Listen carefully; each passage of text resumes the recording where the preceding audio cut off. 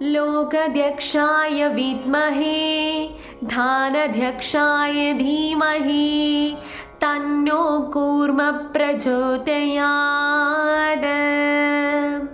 ഇപ്പോൾ ഞാൻ ഉരുവിട്ടത് ഭഗവാൻ മഹാവിഷ്ണുവിൻ്റെ ദ്വിതീയ അവതാരമായിട്ടുള്ള കൂർമാവതാരത്തെക്കുറിച്ചുള്ള കൂർമ്മ ഗായത്രിയാണ് കേട്ടോ. ഭഗവാൻ എന്തുകൊണ്ടാണ് കൂർമാവതാരം എടുത്തത് എന്ന് ചോദിച്ചാൽ, മന്ധരപർവ്വതം, അതായത് പാലാഴി മദന സമയത്ത് മന്ധരപർവ്വതം സമുദ്രത്തിൻ്റെ അടിയിലേക്ക് താഴ്ന്നു പോയിട്ടുണ്ടായിരുന്നു.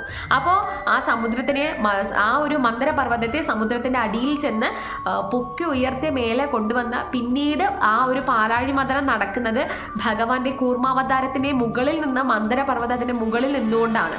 അപ്പോൾ നമ്മുടെയൊക്കെ ജീവിതത്തിൽ ഒരുപാട് താളപ്പിഴകൾ സംഭവിച്ച് നമ്മുടെ ജീവിതം ഇങ്ങനെ താഴ്ന്നു പോകുന്ന സമയങ്ങളിലൊക്കെ ഭഗവാന്റെ കൂർമാവതാരത്തെക്കുറിച്ച് സ്മരിച്ച് ഈ ഒരു കൂർമ്മ ഗായത്രി ചൊല്ലിക്കഴിഞ്ഞാൽ എന്തായാലും ഒരു റിലീഫ് നിങ്ങൾക്ക് ഉണ്ടാകുന്നുള്ള കാര്യത്തിൽ യാതൊരു സംശയവും വേണ്ട കേട്ടോ.